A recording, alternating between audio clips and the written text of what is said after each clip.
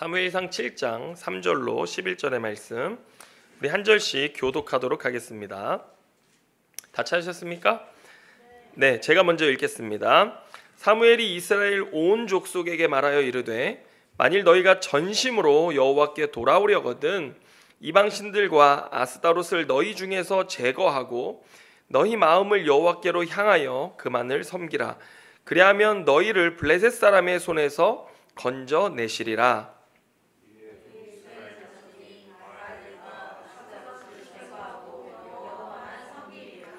사무엘이 이르되 온 이스라엘은 미스바로 모이라. 내가 너희를 위하여 여호와께 기도하리라 하매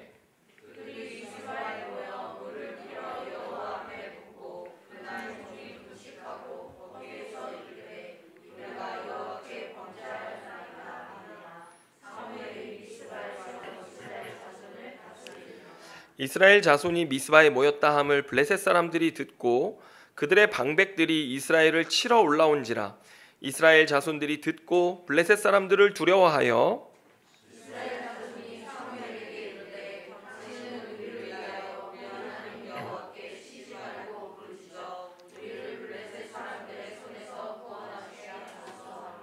사무엘이 젖먹는 어린 양 하나를 가져다가 온전한 번제를 여호와께 드리고 이스라엘을 위하여 여호와께 부르짖음에 여호와께서 응답하셨더라.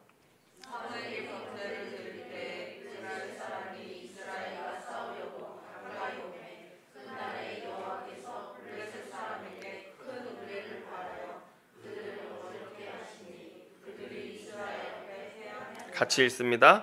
이스라엘 사람들이 미스바에서 나가서 블레셋 사람들을 추격하여 벳갈 아래에 이르기까지 쳤더라. 아멘. 자, 오늘 이 말씀 가지고 하나님이 찾으시는 왕 9번째 말씀 우리 함께 나누도록 하겠습니다. 자, 여러분 우리가 지난 시간 함께 보았던 7장 2절의 말씀을 기억하십니까? 자, 7장 2절의 말씀 한번 보여주시기 바랍니다. 자, 7장 2절 한번 같이 읽겠습니다. 앞에 화면으로 준비됐습니다. 시작. 괴가 기럇 여아림에 들어간 날부터 20년 동안 오래 있은지라. 이스라엘 온 족속이 여호와를 사모하니라. 여러분 지난 시간에 제가 이스라엘 온 족속이 여호와를 사모하니라 이 말씀의 뜻에 대해서 말씀드렸었는데 혹시 기억나십니까? 예. 여러분 이스라엘 백성들은 여호와의 언약궤를 기럇 여아림, 이 기럇 여아림이란 뜻이 뭐냐면 숲의 성읍입니다. 한마디로 하나님을 숲속에 버려뒀습니다. 그리고 20년 동안 하나님을 찾지 않았던 것입니다. 그런데 그때 온 이스라엘 족속이 여호와를 사모했다. 이 말이 뭐냐면 다시 말해서 하나님을 내버려둔 그들의 삶 속에 어려움과 고통, 슬픔이 많았어요. 그런데 그 가운데서 하나님을 찾았다는 겁니다. 좀 이상하지 않아요? 내 삶에 어려움이 있는데 하나님은 내버려두고 내 슬픔 속에서 내가 하나님을 찾고 있었다. 이게 무슨 말이냐면 그들 곁에는 늘 가까이에 이스라엘 안에 하나님의 궤가 있었어요. 그런데 그들은 그 가까운 곳에 하나님의 궤가 있었지만 어떻게 했어요? 20년이란 시간 동안 그 궤를 찾지 않았다라는 것입니다. 그들의 삶의 어려움의 문제, 고통의 문제가 있었는데 그들은 주님을 찾긴 찾았는데 나아가지는 않았던 것입니다. 여러분 어떤 건지 아시겠습니까? 주여 주여 하면서도 주님 앞에 믿음으로 결단하고 나아오고 주님 앞에서 내가 해결해야 될 것들을 해결하고 하는 일들에 있어서는 하지 않고 있는 그런 영적 상태, 그것이 오늘 이스라엘 백성들의 상태였다는 것입니다. 몇 년 동안요? 20년 동안 주님께 나아가지 않는 거예요. 주님의 통치에 순종하지 않았던 것입니다. 도대체 뭐가 문제였을까? 여러분 다시 3절 말씀 한번 읽어보도록 하겠습니다. 자, 3절 제가 준비해놨습니다. 같이 읽습니다. 시작. 사무엘이 이스라엘 온 족속에게 말하여 이르되 만일 너희가 전심으로 여호와께 돌아오려거든 이방신들과 아스다롯을 너희 중에서 제거하고 너희 마음을 여호와께로 향하여 그만을 섬기라. 그리하면 너희를 블레셋 사람의 손에서 건져내시리라. 여러분 왜 그들이 주님이 가까이 계심을 알았지만 주님께 나오지 않았느냐? 그들의 삶에 문제가 있었습니다. 다름 아닌 우상의 문제였습니다. 여러분, 우상과 하나님의 결정적 차이점이 있다면 그게 무엇인 줄 아십니까? 우상은 눈에 보이고 손에 잡힙니다. 우상은 뭐 크지 않아요. 손에 쥘 수 있고 내가 눈으로 볼 수 있고 좌지우지할 수 있어요. 그런데 여러분, 성경의 하나님은 어떤 분이십니까? 눈에 보이지 않으시고 모든 것을 하나님의 주권대로 뜻대로 하시는 분이세요. 모든 주권이 누구에게 있어요? 하나님께 있는 거예요. 다 하나님 뜻대로 행하시는 것입니다. 그래서 우리는 어떻게 해야 돼요? 그분이 주시는 것대로 받기만 할 뿐인 거예요. 내 뜻대로 하나님을 좌지우지할 수 없는 것입니다. 그런데 여러분, 여기에 아주 중요한 점이 있습니다.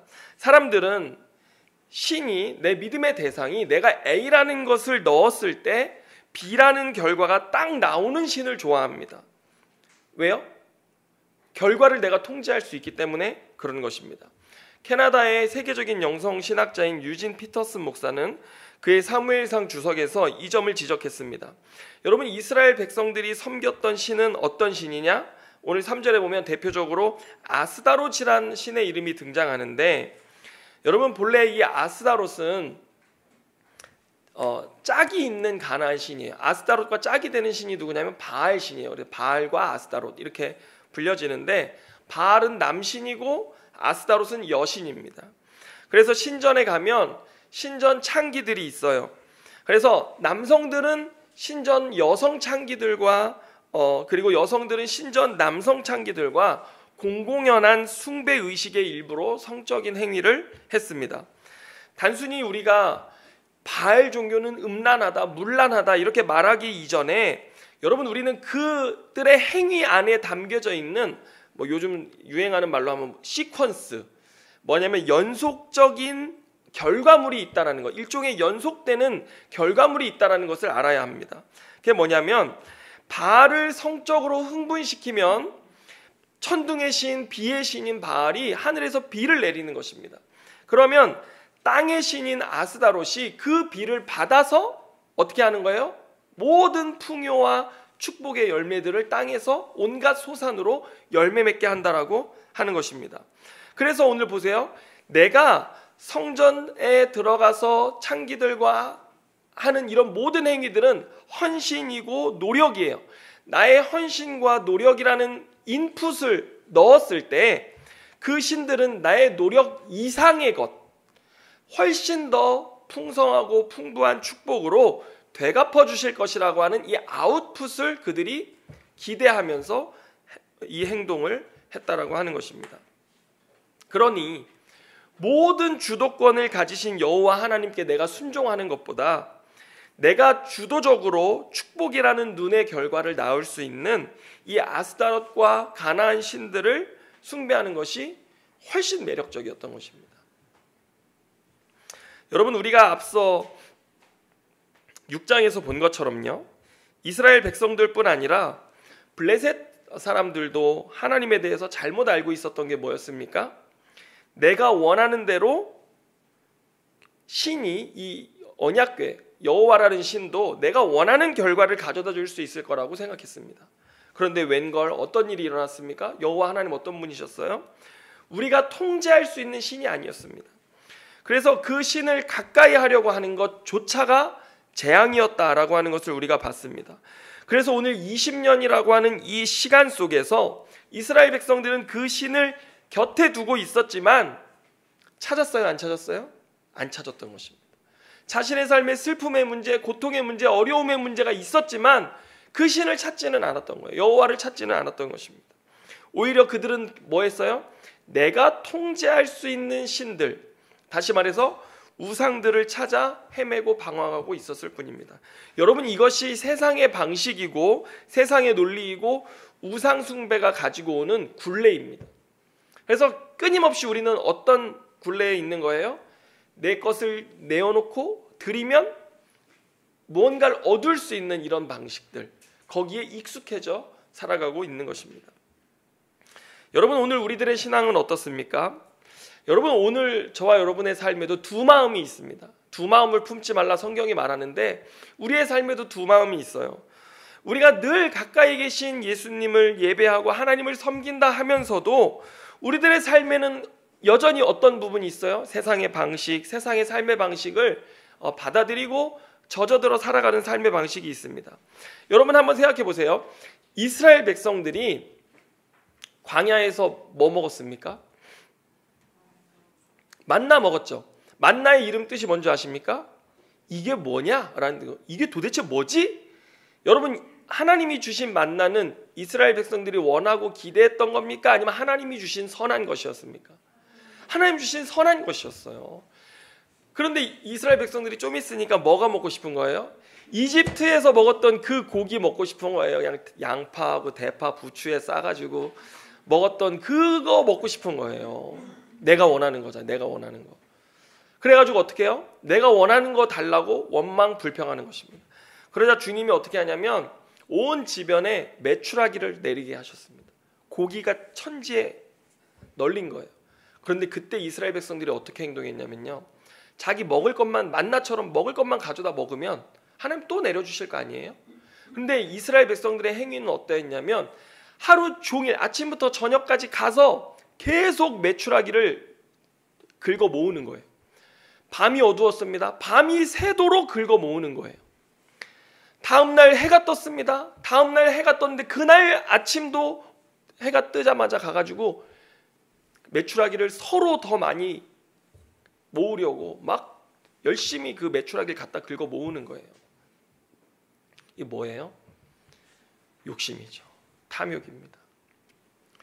그래서 주님이 그들의 입에 이 메추라기 고기가 이에 씹히기도 전에 그들을 치셔서 그들의 탐욕을 벌하셨습니다. 그래서 그들이 심판받았던 곳, 그곳의 이름이 뭐냐면 기브롯 핫다아와라고 해서 탐욕의 무덤이라는 이름으로 주님이 정해주셨어요. 여러분, 무엇이 문제입니까? 우리의 삶에 뭐가 문제예요? 하나님이 공급해 주시고 하나님이 우리에게 책임져 주시고 하나님이 우리에게 살게 하시는 것이 있어요. 그런데 우리 안에는 뭐가 있어요? 만족함이 없는 거예요. 욕심과 탐욕이 있는 것입니다. 그래서 여러분, 더 모아야 돼요. 더 가져야 되고 하나님 주시는 건 이 정도로 난 만족할 수 없어요. 그러니까 어떻게 하는 거예요? 내가 조금만 더 노력을 쏟아 부으면, 아니 어쩌면 하나님께 드리는 것만큼 그 노력을 갖다 넣으면 더 큰 축복을 약속하는 우상들에게 가서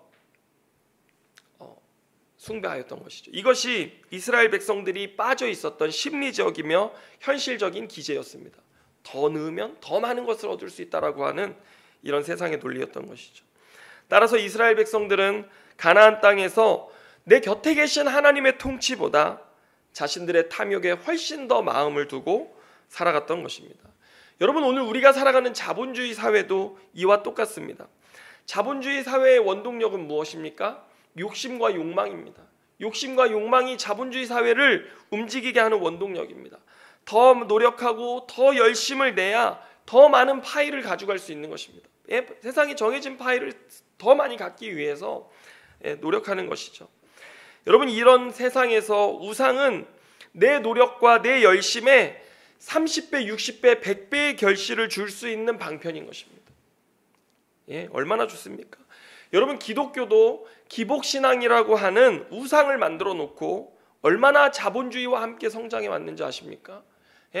그래서 교인들이 더 많이 하나님 앞에 드리고 더 많이 헌금하고 더 많이 헌신하면 하나님 더 축복하시리라, 더 놀랍게 부어주시리라. 이 우상에 현혹되어져서 기독교도 자본주의와 함께 성장해 왔습니다. 그런데 여러분, 하나님의 통치가 없는 자기가 원하는 것을 얻기 위해 내 삶을 내가 주도하는 삶의 결과는 무엇이었는가?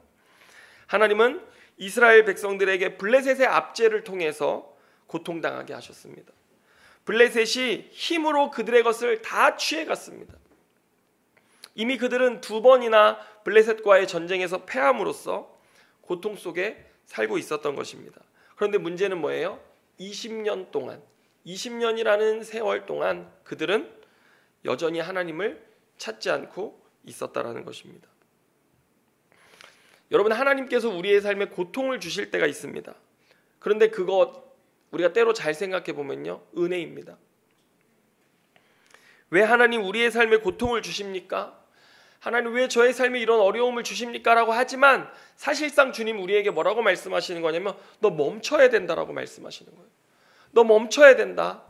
너 멈춰서야 된다라고 주님 말씀하시는 거예요. 그래서 주님 우리의 삶에 뭘 보내시는 거예요? 블레셋을 보내시는 것입니다. 그렇지 않으면 우리는 절대 하나님을 바라볼 생각도 기회도 갖지 못하는 것입니다. 여러분 삶에 병이 찾아오면요 사람들이 깨닫는데요 그제서야 내 삶에 가장 소중한 것이 이것이구나. 그 병이 와야 깨닫는다는 거예요.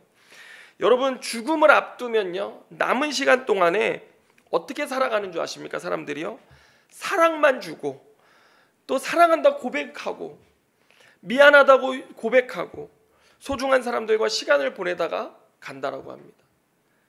여러분 그래서 하나님이 우리에게 주시는 고난은 우리를 깨닫게 하시는 은혜인 것입니다. 아멘입니까? 오늘 사무엘은 이런 고통 중에 있는 이스라엘 백성들에게 오늘 3절의 말씀을 선포했습니다. 우리 3절 한번 다시 읽겠습니다. 3절 같이 읽습니다. 시작. 사무엘이 이스라엘 온 족속에게 말하여 이르되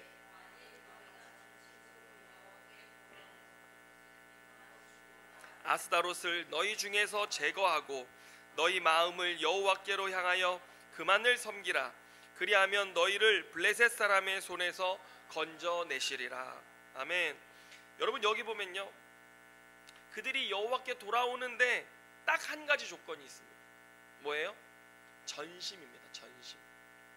주님만 섬기기로 하는 거예요. 전심 주님만 섬기기로 하는 거예요. 그래서 다른 말로 하면 주님의 통치와 뜻 가운데 내가 온전히 순종하겠습니다라고 하는 것입니다. 주님 주시는 것, 주님 나에게 허락하신 것, 모든 것 감사하고 주님 나에게 주신 모든 것에 우리가 온전한 순종으로 반응하면서 주와 함께 살아가고 주님 안에 거하는 것입니다. 여러분 하나님 나라와 세상 나라의 결정적 차이가 있습니다. 그게 뭐냐면 통치자가 누구인가라고 하는 것입니다. 여러분 하나님 나라가 있는 삶, 하나님 나라 안에 들어간 자의 삶에는 하나님이 주인 되십니다. 그런데 세상 나라의 특징이 뭔지 아십니까? 내가 주인 된 삶입니다. 내가 주인 된 삶. 여러분 그런데 우리가 에덴 동산에서 우리가 볼 수 있듯이 하나님이 통치하시는 세상만이 어떤 세상이에요? 기쁨의 세상. 에덴이라는 뜻이 기쁨 아닙니까? 기쁨의 세상이요 참된 만족과 평화가 있는 삶이라고 하는 것입니다. 하나님 통치 안에 우리가 거해야 하나님 말씀대로 순종하며 살아가기 시작할 때에만 여러분 기쁨 있는 삶을 누려갈 수 있는 것입니다. 그러나 여러분 인간이 통치하는 세상은 어떠했습니까? 우리가 노아의 삶에서 봤잖아요. 내가 주인 되어진 자들의 삶, 하나님의 통치를 거부한 자들의 삶은 어땠습니까? 무법천지가 되어졌다라고 이야기하는 것입니다. 다 내가 법이고 내가 왕이고 내가 통치자인 것입니다. 그러다 보니 세상이 무법천지가 되어진 것입니다. 그래서 노아 때가 그 하나님의 통치가 없는 세상의 표본입니다. 무법천지 세상이 되는 것이죠. 여러분 지금도 세상은 어떻습니까? 우리가 2024년을 맞았지만 전문가들이 예견하는 2024년은 전쟁의 시대입니다. 전쟁의 시대. 전쟁이 끝나질 않습니다. 장기화될 것입니다. 왜냐하면 여러분 우리가 지금 전쟁하고 있는 나라들마다 다 자신의 통치권과 지위, 권세를 잡기 위해서 이 전쟁을 수단으로 이용하고 있다는 것을 우리가 잘 알 수 있는데요. 여러분 그런 인간의 통치자들의 권력 유지와 패권 다툼 때문에 이 전쟁 속에서 얼마나 많은 사람들이 죽어갑니까? 벌써 수많은 아이들이 죽어가고 민간인들이 죽어가고요. 심지어 병원에도 미사일이 떨어져서 갓 태어난 아이들까지 무참하게 죽어가고 있는 현실이 오늘의 현실입니다. 여러분 미국은 이런 일이 일어났다라고 해요. 미국에서 지금 태어난 젊은이들은 그들이 태어나서 한 번도 전쟁을 경험하지 못한 세대라는 것입니다. 그런데 그들의 삶에 전쟁이라는 것들을 보기 시작하면서 나는 왜 이런 전쟁이 있는 세상에 살아야 하는가라고 하는 의문점을 던지면서 현실 정치자들에 대한 비판과 여론이 조성되어지고 있다라고 합니다. 여러분 벌써 전쟁하는 나라들 사이에 군사들만요 수만 명이 죽었습니다. 1000명, 2000명이 아니라 이쪽에 3만 명, 이쪽에 2만 명 이런 식으로 수만 명이 죽어나가고 있습니다. 여러분 왜 그렇습니까? 인간이 다스리는 세상, 인간이 주인된 세상의 삶의 결과물인 것입니다. 또 수많은 어린아이들과 그뿐입니까? 여러분, 오늘 우리는 우리 개인의 삶에서 마이크가 나오나요? 나오고 있나요? 지금 안 나오는 것 같아서. 네. 네. 여러분, 우리 개인의 삶에서 내가 주인 되잖아요. 뭐 세상이야 그렇다 치고 이제 내 삶을 보면 내 삶에 내가 주인 된 삶이 되면요, 끝없는 욕망의 노예가 되어 우리가 살아가게 됩니다. 우리나라가 여러분 저출산 문제로 지금 굉장한 어려움에 처해 있지 않습니까? 뭐 초등학교 입학하는 학생들이 이제 5만 명밖에 되지 않는다고 합니다. 여러분, 교회에 어린아이가 없는 것은 이제는 교회 밖에 있는 어린아이가 적기 때문에 교회에도 어린아이가 적은 것입니다. 그래서 여러분, 저출산이라고 하는 것이 이 시대가 실제적으로 우리에게 가르쳐주는 어떤 지표예요. 뭐 어떤 지표입니까? 살기가 너무 힘들다라고 하는 것입니다. 왜 힘들어요? 일이 없고 일할 수 없고 집이 없고 삶의 시간적 여유가 없기 때문에 그들은 아이를 낳지 않는다라고 하는 것입니다. 이것이 죄와 탐욕이 만든 세상의 결과인 것입니다. 그런데 오늘 본문의 사무엘은 그런 우리에게 뭐라고 말씀합니까? 너희가 여호와께 돌아오려거든 하나님의 통치만 받아야 된다라고 이야기합니다. 여러분, 제가 오늘 여러분들에게 도전하고 싶습니다. 여러분, 우리가 교회 다닐 수 있습니다. 신앙생활 할 수 있습니다. 하나님을 곁에 두고 우리가 살아갈 수 있어요. 하지만 여러분은 하나님 내 곁에 둔 채로 내 욕망과 내 원함대로만 살기를 원하십니까? 아니면 하나님의 통치에 온전한 순종하기 원하십니까? 주님은 너희가 진심으로 여호와께 돌아오려거든 이방 신들과 아스타롯을 너희 중에 제거하라고 말씀하십니다. 그리고 전심으로 주님만 섬기라고 말씀하세요. 여러분, 전심이란 뭐예요?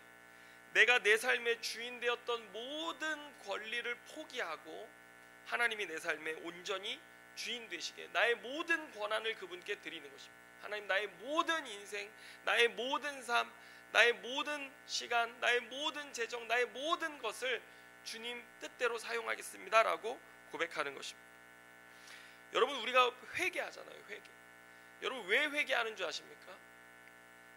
내 안에 주님이 온전히 주인 되시지 않기 때문에 회개하는 것입니다. 여러분, 우리가 회개할 때 어떤 걸 회개해야 되냐면 주님, 내 안에 100% 주인 되시옵소서라고 회개해야 되는 것입니다. 여러분, 주님 제가 99.9% 정도 되면은 이거 괜찮은 거 아닙니까? 아닙니다. 주님 소멸하는 분이십니다. 주님은 온전히 내 마음을 다 받으시기 전까지는요, 우리의 삶에 진노하시는 분이십니다. 그래서 우리는 늘 어떻게 해야 되는 거예요? 하나님의 자비와 하나님의 긍휼을 구하면서 회개해야 하는 것입니다. 그래서 우리의 전부가 주님께 드려질 때 주님은 우리를 기뻐하시고 우리의 삶을 축복하시는 것인데요. 여러분, 사무엘이 이렇게 이스라엘 백성들에게 도전하자 그들이 어떻게 되었습니까? 우리가 7장 4절 말씀 한번 보겠습니다. 7장 4절 같이 한번 읽습니다. 시작. 이에 이스라엘 자손이 바알들과 아스타롯을 제거하고 여호와만 섬기니라. 아멘. 여러분, 이스라엘 백성들이 사무엘의 말에 온전히 순종했습니다. 여러분, 너무나 기쁘고 감사한 일 아닙니까? 그러나 여러분, 이것은 단지 회개의 시작일 뿐입니다. 여러분, 사무엘이 오늘 미스바 회개 운동을 일으키는데 여기에는 사무엘의 계산된 계획이 있었습니다. 그게 뭐냐면 지금 블레셋의 통치 가운데 있습니다. 블레셋이 식민 통치를 하고 있어요. 여러분, 제가 중국에 단기 선교를 갔을 때 10명 이상이 그룹을 지으면 안 됩니다. 중국에서는. 왜냐면 공산주의 안에서는요, 10명 정도의 사람들이 그룹을 지으면요, 뭔가 불순 세력, 반란 세력이라고 생각해서 그걸 굉장히 엄격하게 이렇게 규제했는데요. 마찬가지입니다. 블레셋이 지금 통치하는 상황에서 온 전국 이스라엘 백성들이 한 자리에 모인다고 생각해 보세요. 이거 뭘 뜻하는 거예요? 전쟁하자는 것이거든요. 그런데 사무엘은 그것을 뻔히 알면서도 이스라엘 백성들을 미스바로 다 모이라고 했습니다. 여러분, 미스바의 뜻이 뭐냐면요, 망대라는 뜻입니다. 이 보초 서는 곳이에요. 이 이스라엘 고원지대 높은 곳에 있는 미스바 지역에 망대가 있었거든요. 거기서 블레셋이 오는지 안 오는지를 보면서 그들은 뭐 할 수 있었어요? 모일 수 있었던 것입니다. 그래서 거기에 모여가지고 이제 사무엘이 이 온 이스라엘 백성들을 위해서 하나님 앞에 중보의 기도를 드리는데, 여러분 6절 한번 읽어보겠습니다. 6절. 자, 6절 같이 한번 읽습니다. 시작. 그들이 미스바에 모여 물을 길어 여호와 앞에 붓고 그날 종일 금식하고 거기에서 이르되 우리가 여호와께 범죄하였나이다 하니라. 사무엘이 미스바에서 이스라엘 자손을 다스리니라. 예, 하나님의 통치가 이루어지는 순간이었습니다. 사무엘이 다스렸지만 하나님의 통치가 이루어지는 순간이었습니다. 그들이 버려두었던 하나님의 통치, 그들이 거부하였던 하나님의 통치가 사무엘을 통해서 온 이스라엘 백성들 앞에 이루어지는 순간이었고, 그때 이스라엘 백성들은 회개했습니다. 물로 자신들을 씻고 종일 금식하면서 우리가 여호와 하나님 앞에 범죄했다라고 그들은 고백하기 시작했습니다. 그러자 이 사실을 알았던 블레셋이 곧장 전투 준비를 해서 이스라엘 백성들을 향해 오기 시작했습니다. 여러분 8절 한번 보겠습니다. 8절 같이 한번 읽습니다. 시작. 이스라엘 자손이 사무엘에게 이르되 당신은 우리를 위하여 우리 하나님 여호와께 쉬지 말고 부르짖어 우리를 블레셋 사람들의 손에서 구원하시게 하소서 하니. 여러분, 사무엘이 미스바에 온 이스라엘 백성들을 불러 모아서, 이거는 뭐 자동적으로 블레셋을 하고 전쟁을 일으키고자 하는 그런 계획이나 마찬가지였거든요. 진짜 실제로 블레셋이 찾아왔어요. 여러분, 제가 여러분 하나님이 여러분의 삶의 주인 되심을 고백하십시오라고 고백하고 우리 온 공동체가 이제는 하나님이 내 삶의 철저히 100% 주인 되시기로 결단하잖아요. 그러면 그 곧장 우리의 삶에 뭐가 찾아올까요? 내가 또 움직이고 싶고, 내가 또 뭔가를 결정하고 싶고, 내가 당장 이 순간 이 상황을 모면하기 위해서, 내 삶에 있는 문제를 모면하기 위해서 내가 무언가를 해야 될 것 같은 상황과 환경, 문제들이 우리에게 찾아오기 시작합니다. 사무엘도 마찬가지로 이런 결단을 백성들에게 요구했고 백성들이 회개하기 시작했어요. 그러자마자 블레셋이 지금 벌떼같이 몰려들어 찾아오기 시작한 것입니다. 그런데 사무엘은 이때 이스라엘 백성들에게 가르쳐주기 원하시는 게 있었습니다. 그게 뭐냐면, 너희들 여지껏 너희 눈에 보이는 그것, 너희 손에 잡히고 눈에 보이는, 너희들이 좌지우지할 수 있는 그것만을 의지하며 살아왔잖아. 그런데 이제 한번 봐봐. 너희 눈에 보이지 않고 너희가 좌지우지할 수 없었던 그분 앞에 너희가 돌아가기 시작했을 때, 너희들의 눈앞에 너희들이 보이는 것, 너희들이 손으로 움직일 수 있는 그 어떤 것보다 훨씬 더 강력한 실제, 훨씬 더 너희들의 삶에 실제적인 하나님의 통치가 무엇인지 이제 경험하게 될 거야 라고 오늘 사무엘이 그들에게 가르쳐줬던 것입니다. 그 증거를 보여주기 원했던 거예요. 여러분, 우리는 마태복음 6장 30절로 31절의 말씀처럼, 화면엔 없습니다. 여러분, 오늘 있다가 내일 아궁이에 던져지는 들풀도 하나님이 이렇게 먹이시거든. 하물며 너희일까 보다 이 믿음이 작은 자들아. 그러므로 염려하여 이르기를 무엇을 먹을까, 무엇을 마실까, 무엇을 입을까 하지 말라. 주님 말씀하셨잖아요. 예수님 말씀하셨거든요. 여러분 알아요, 몰라요? 이 말씀 우리 알아요, 몰라요? 너무 잘 알죠. 너무너무 잘 알죠. 그런데 우리 염려합니까, 안 합니까? 맨날 염려하죠. 우리 끊임없이 염려하고, 이 염려되는 상황을 어떻게 해서든지 내 손으로 핸들링하고 내가 내 방법대로 또는 다른 힘을 의지해서라도 이거 막 옮기려고 하잖아요. 해결하려고 하잖아요. 아는데 우리의 삶에 뭐가 없는 거예요? 그 하나님이 일하시는 것들을 경험해가기 시작하는 이 믿음의 경험이 없는 것입니다. 그래서 오늘 사무엘은 그 믿음의 경험을 이 이스라엘 백성들에게 주길 원했어요.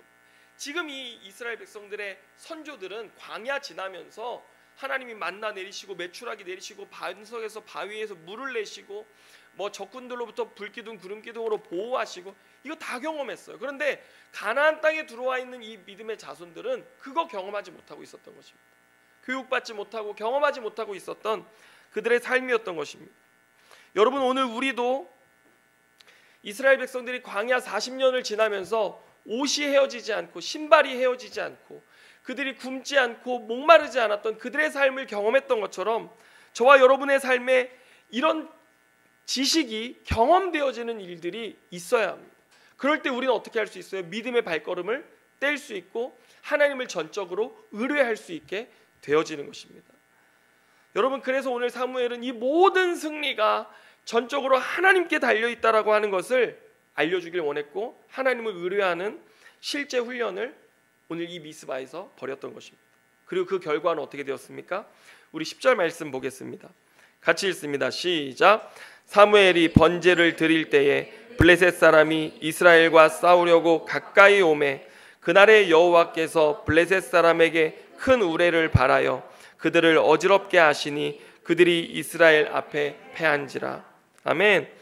여러분, 지금 이들은요 싸우려고 모인 게 아니라 하나님 앞에 회개하고 금식하고 돌이키려고 예배하기 위해서 모였잖아요. 무기가 있습니까? 없습니까? 없어요. 그런데 블레셋은 당시 청동기 시대에 철기 문명을 가진 나라였어요. 싸움이 되자 블레셋에 가야지 철검을 살 수 있는데 그 왕이나 돼야 이 철검 들죠. 블레셋이 그토록 강한 나라였습니다. 그런데 어떻게 싸워 이겼어요? 내 방식대로 싸워 이겼습니까? 아니. 하나님이 하늘에 우레를 바라셔서 그들을 어지럽게 하셔서 싸움에 승리케 하셨던 것입니다.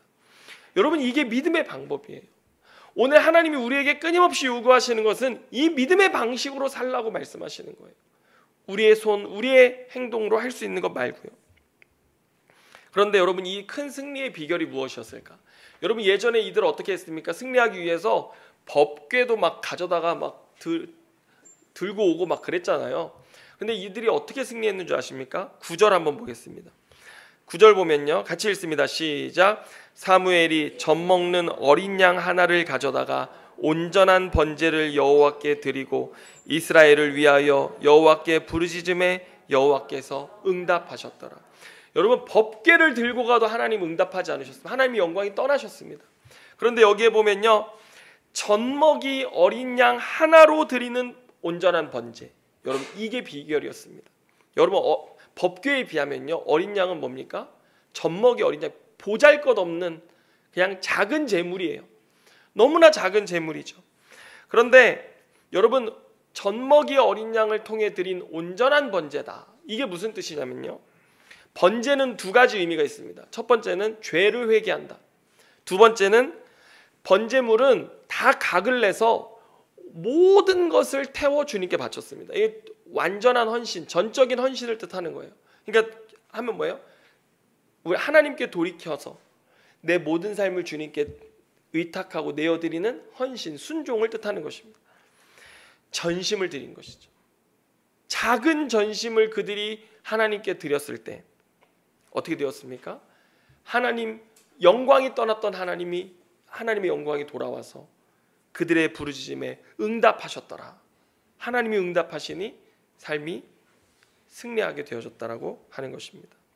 여러분, 성경 전체에서 어린 양이 의미하는 것은 무엇입니까? 예수 그리스도입니다. 성경을 통틀어서 어린 양 하면 예수 그리스도입니다. 여러분, 예수님 이 땅에 오셔서 무엇 하셨습니까? 하나님 아버지와의 관계에 있어서 완전한 순종의 본을 보여주신 분이 예수 그리스도셨습니다. 그 순종의 결정판, 예수 그리스도. 여러분, 우리가 예수 그리스도의 십자가를 믿는다는 것, 복음을 믿는다는 것은 무엇입니까? 그분이 아버지께 드린 그 온전한 순종의 본, 나도 따라 하나님 아버지께 그 순종의 본을 드리며 나아가겠다라고 하는 결단 아닙니까?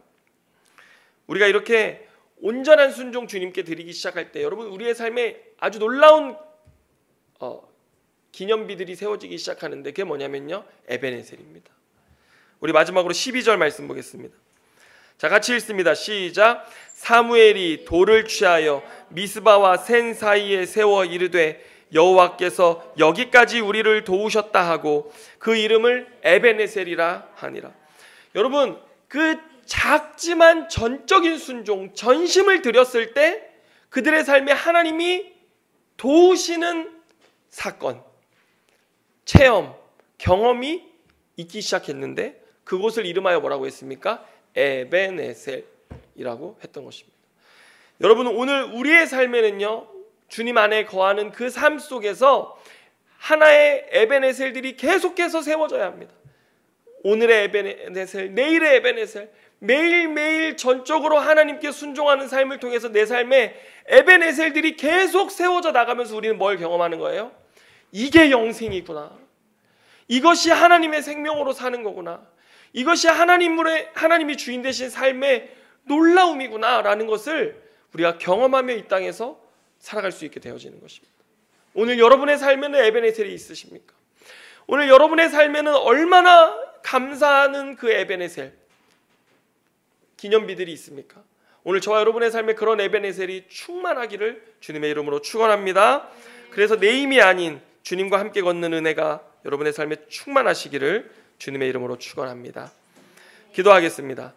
주님 감사합니다. 주님, 우리가 하나님을 믿고 주님을 예배하며 살아간다 하지만 주님, 내 삶의 곁에 가까이 계심에도 불구하고 주님 멀리하고 내 방법대로 내 뜻대로 주님도 조종하고 내 삶 내가 원하는 대로 세상의 우상도 좌지우지하려고 하였던 죄된 나의 모습을 주님 앞에 회개합니다. 주님, 내 안에 죄악된 욕망과 욕심, 기브롯 핫다와 탐욕의 무덤 앞에 다 묻어버리게 하여 주시고 오늘 주님이 주시는 생명으로 살아가는 그 훈련 우리의 삶에 되어지게 하시고 우리의 인생의 에베네셀을 세워가는 그 생명을 맛보는 삶이 시작되게 하여 주시옵소서. 모든 것 주님께 감사드리며 예수님의 이름으로 기도드립니다. 아멘. 할렐루야.